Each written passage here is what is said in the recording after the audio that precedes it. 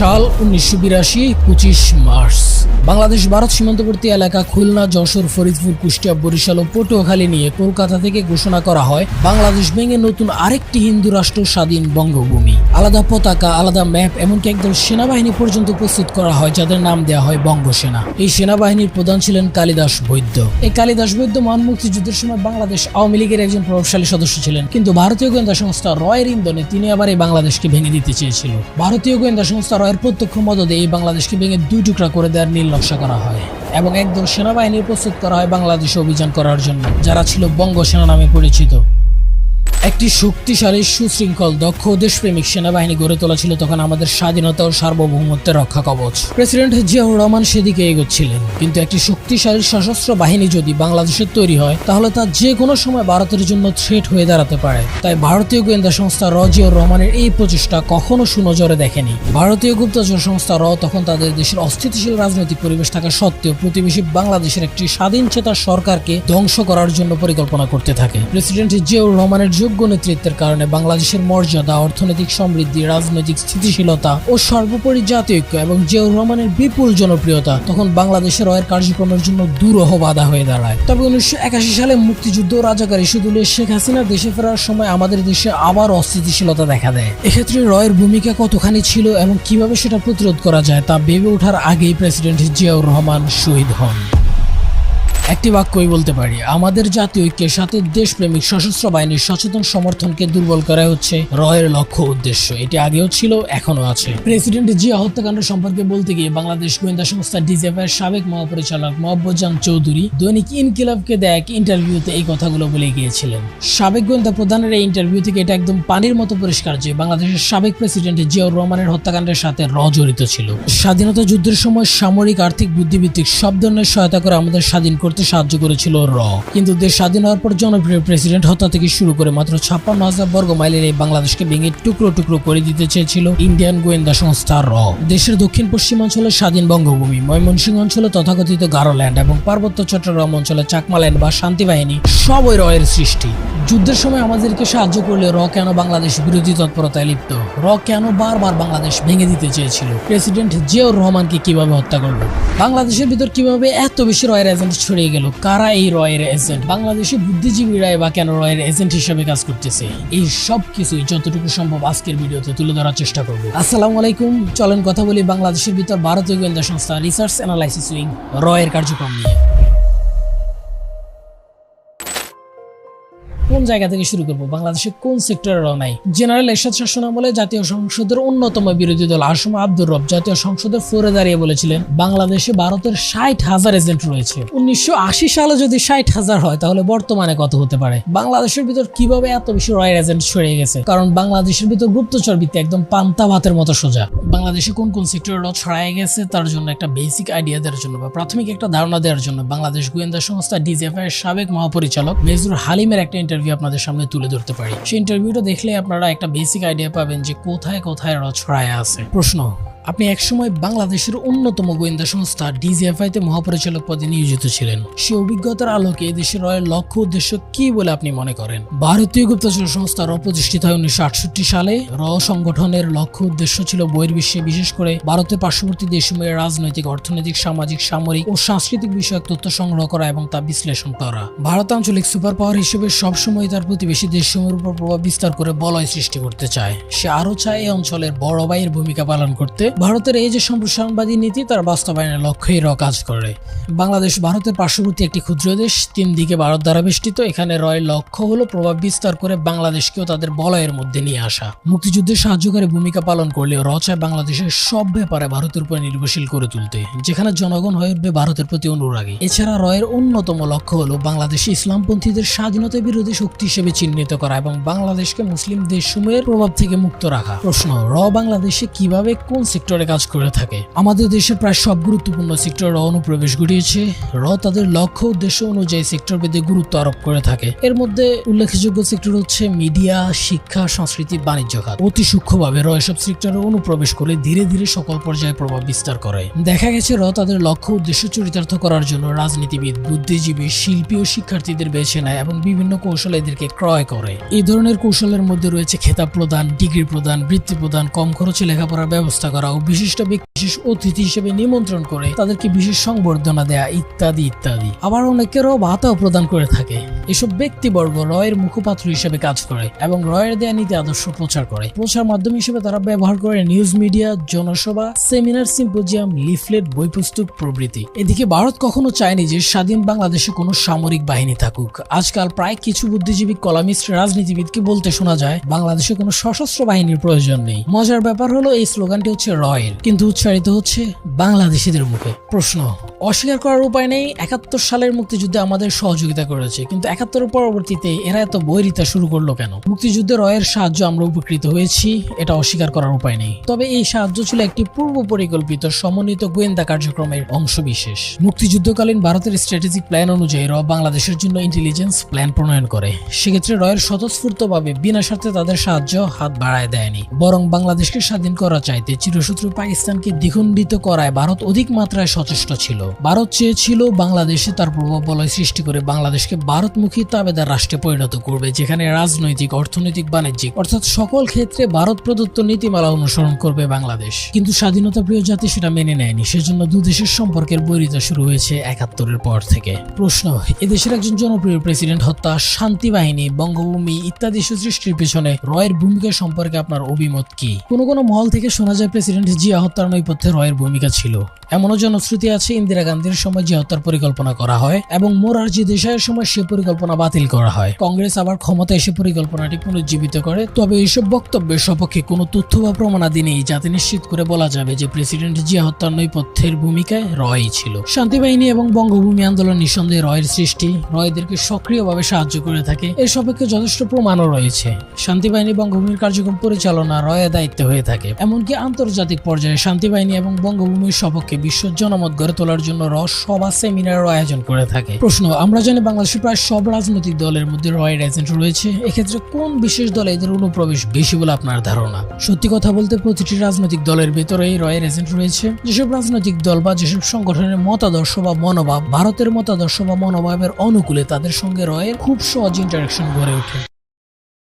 Major হালিমের মতে যাদের সাথে ভারতের সখ্যতা বেশি, যারা ভারতের মতাদর্শ প্রচার করে, তাদের মাধ্যমে রয়ের এজেন্টের সংখ্যা বেশি এবং তাদের মধ্যে খুব সহজেই রয়ের এজেন্ট ঢুকে পড়তে পারে। স্বাধীনতা যুদ্ধের সময় রয়ের সক্রিয় প্রশিক্ষণ পরিচালনা, ভারত ও বাংলাদেশ সরকারকে হানাদার বাহিনীর রণকৌশল সম্পর্কে বিশ্লেষণাত্মক উপদেশ প্রদান, গেরিলা যুদ্ধের রাজনৈতিক ও সামরিক লক্ষ্য হাসিলের পরিকল্পনা প্রণয়ন এবং সর্বশেষ সম্মুখ যুদ্ধে ব্যাপক ইন্টেলিজেন্স তৎপরতা সহ সব ধরনের সুযোগ সুবিধা দিত। ফলশ্রুতিতে বাংলাদেশ খুব সহজেই মাত্র 9 মাসের মাথায় বিজয় লাভ করে। এমনকি রয়ের কর্মকর্তারা আন্তর্জাতিক মহলে তদবির শুরু করে যাতে করে তারা বাংলাদেশকে স্বীকৃতি দেয়। ফলশ্রুতিতে বিশ্বের অনেক বড় বড় দেশ বাংলাদেশকে খুব কম সময়ের মধ্যে স্বীকৃতি দিতে শুরু করে। একটা ভয়ঙ্কর তথ্য যেটা আমরা কেউ জানি না, 1971 সালের 16 ডিসেম্বর পাক বাহিনীর আত্মসমর্পণের যে দলিলটা, সেই দলিলটাও তৈরি করেছিল র সদস্যরা। জেনারেল নিয়াজি আত্মসমর্পণে রাজি হওয়ার পর র অফিস থেকে এই দলিল প্রণয়ন করা হয় এবং ভারতীয় সেনা সদস্য জগজিৎ সিং আরোরার নেতৃত্বে তখন সেই দলিলে সই করেন জেনারেল নিয়াজি। শুনে মনে হতে পারে তাহলে তো আমাদের সবচাইতে বড় বন্ধু হলো র না থাকলে আমরা স্বাধীনতা পেতাম না, আন্তর্জাতিক মহল থেকে স্বীকৃতি পেতাম না, তাই না? এবং আমাদের স্বাধীনতার দলিল পর্যন্ত র তৈরি করে দিয়েছিল। কিন্তু র এত সব কাজ কেন করেছে? আমাদের উপকার করার জন্য? তাদের কোনো স্বার্থ ছিল না। তাদের সবচাইতে বড় স্বার্থ ছিল তাদের চিরশত্রু পাকিস্তানকে ভেঙে দেয়া এবং বাংলাদেশ নামে একটা রাষ্ট্র সৃষ্টি করে তাকে তাদের গোলাম বানিয়ে রাখা। এছাড়া আরো হাজার হাজার রয়ের টার্গেট রয়েছে যেগুলো এখনো বাস্তবায়িত হয়ে যাচ্ছে। তবে তার মধ্যে রয়ের প্রধান 4টা লক্ষ্য আমি এখানে তুলে ধরবো, যেগুলো বর্তমান পরিস্থিতির সাথে আপনি রিলেট করতে পারবেন। প্রথমত, চিরশত্রু পাকিস্তানকে দুর্বল করে দিয়ে সামরিক ও অর্থনৈতিক শ্রেষ্ঠত্ব অর্জন করা। দ্বিতীয়ত, দ্বিজাতি তত্ত্ব মিথ্যা প্রমাণিত করার অজুহাত সৃষ্টির আড়ালে বাঙালিদের মনে অখণ্ড ভারত চেতনার অনুপ্রবেশ ঘটানো। তৃতীয়ত, বাংলাদেশ একটি বন্ধুভাবাপন্ন দলকে রাজনৈতিক পর্যায়ে সর্বোতোপায়ে সাহায্য সহযোগিতা দিয়ে টিকিয়ে রাখা, যাতে করে পার্শ্ববর্তী 7 সিস্টার্স রাজ্যের বিদ্রোহ দমনে বাংলাদেশকে প্রয়োজনে কাজে লাগানো যায়। চতুর্থত, বাংলাদেশকে পশ্চিমবঙ্গীয়দের মতো শুধুমাত্র সাংস্কৃতিক চর্চার ইন্টেলেকচুয়াল কায়কারবারে মত্ত একটি নির্জীব জাতিতে পরিণত করা। যদি বাংলাদেশিরা এই প্রক্রিয়াতেও পথে না আসে, তবে যেন তেন প্রকারে বাংলাদেশের অর্থনৈতিক মেরুদণ্ড ভেঙে দিয়ে আজন্ম ভারতের উপর নির্ভরশীল করে রাখা। ফলশ্রুতিতে বাংলাদেশ স্বাধীন হওয়ার পর থেকে বাংলাদেশের উপর ভারতীয় আগ্রাসন শুরু হয়। এমনকি 1971 সালে বাংলাদেশ স্বাধীন হওয়ার পর ভারতীয় সেনারা বাংলাদেশ ছেড়ে যেতে চায়নি। বঙ্গবন্ধু শেখ মুজিবুর রহমান ক্ষমতা গ্রহণ করার পর ভারতীয় প্রধানমন্ত্রী ইন্দিরা গান্ধীকে অনুরোধ করে চিঠি লেখে যে ভারতের সেনা বাংলাদেশ থেকে ফিরিয়ে নিয়ে যাওয়ার জন্য, এবং বঙ্গবন্ধুর চিঠি লেখার পরই ইন্দিরা গান্ধী ভারতীয় সেনা ফিরিয়ে নিয়ে যায়। এর আগ পর্যন্ত ভারতীয় সেনারা বাংলাদেশে ছিল।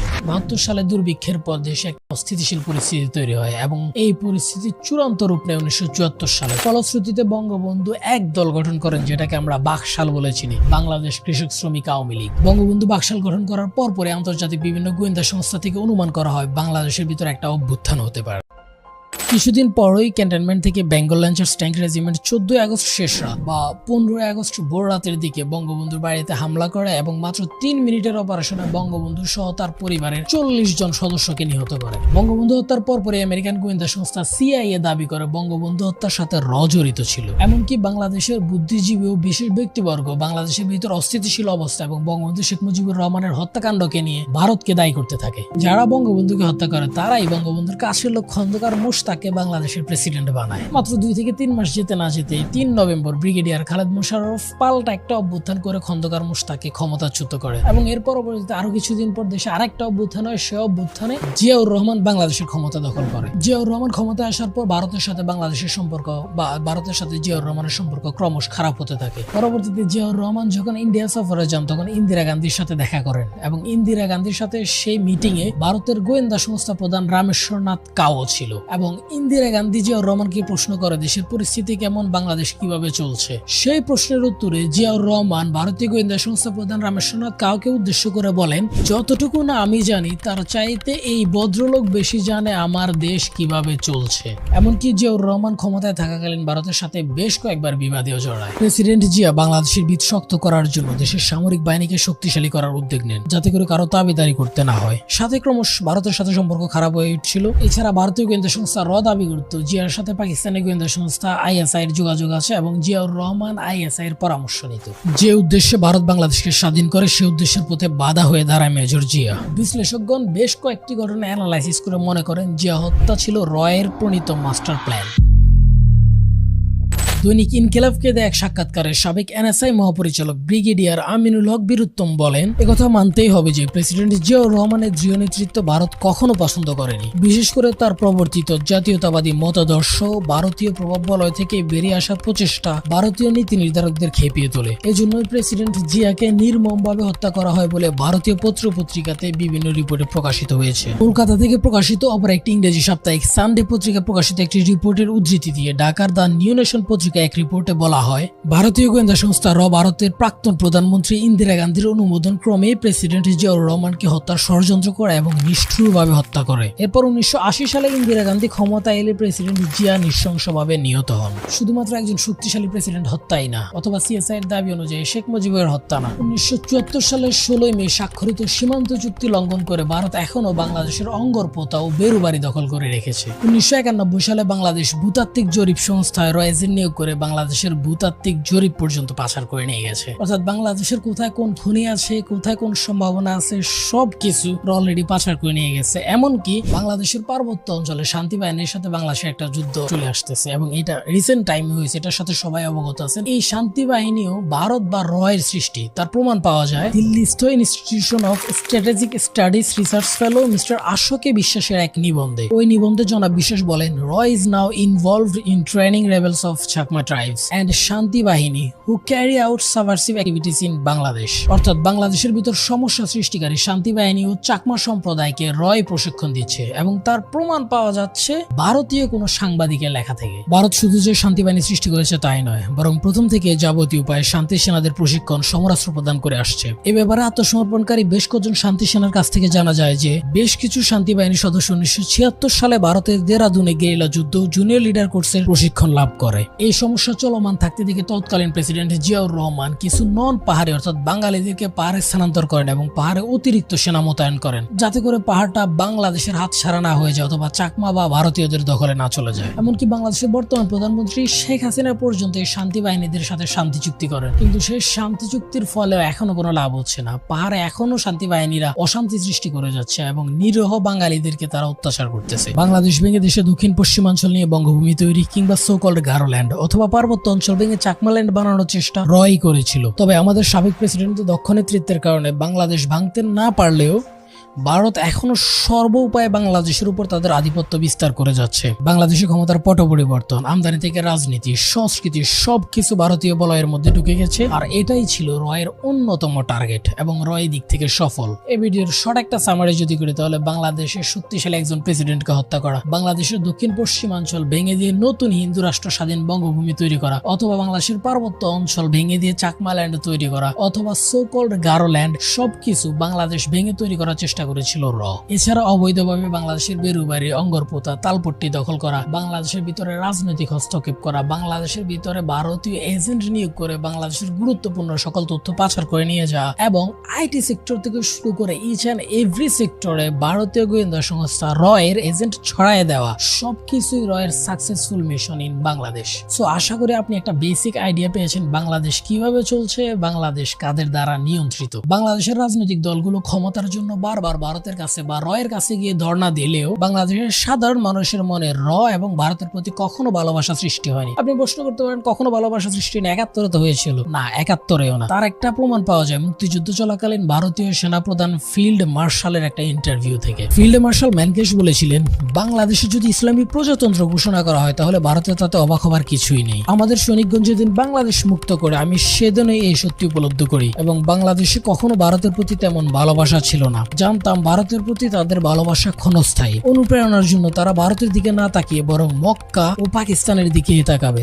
আমাদের সত্যাশ্রয়ী হওয়া উচিত। অনেক কিছুই সীমাবদ্ধতার কারণে শেয়ার করতে পারেনি, বা এটা হয়তো শেয়ার করার প্রপার সময়ও না। তবে আরো অনেক কিছু আপনাদের সাথে শেয়ার করার বা আরো অনেক ইনফরমেশন র সম্পর্কে আপনাদেরকে সচেতন করার আছে। যদি আপনারা র অপারেশন সম্পর্কিত আরো কিছু তথ্য জানতে চান তাহলে কমেন্ট করে জানাতে পারেন পার্ট 2 লিখে। এই ভিডিও বানাতে আমাকে বেশ কয়েকটা বই হেল্প করেছে, আশোকা রায়নার ইনসাইড র, আহমেদ আফগানির বঙ্গকথা, আবু রুশদের বাংলাদেশের র, এছাড়া বিবিসি ডকুমেন্টস, বিভিন্ন আর্কাইভ ফুটেজ, নিউজ চ্যানেলের বিভিন্ন তথ্য এবং পত্রপত্রিকার ইনফরমেশন। আপনারা চাইলে সব বই পড়তে পারেন, আরো বেশি ইনফরমেশন জানতে পারবেন। একদম ভিডিও যারা এই পর্যন্ত দেখছেন আমি মনে করি তারা দেশের প্রতি লয়াল এবং তারা দেশ সম্পর্কে জানতে চায়। তো তাদের প্রতি আমার একটা রিকোয়েস্ট, কখনো মাটি ও দেশের সাথে বেইমানি করে নিজেকে বিক্রি করে দিয়েন না। ভালো থাকেন, ভালো রাখেন। ধন্যবাদ সবাইকে।